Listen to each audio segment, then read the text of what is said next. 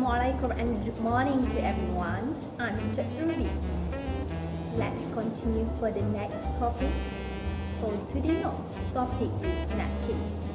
Napkin folding, a kind of decorative folds made with napkins.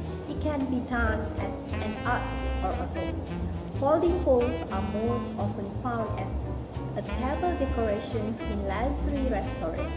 These are various types of napkin available in various colors and materials. The napkin can be folded in some interesting ways.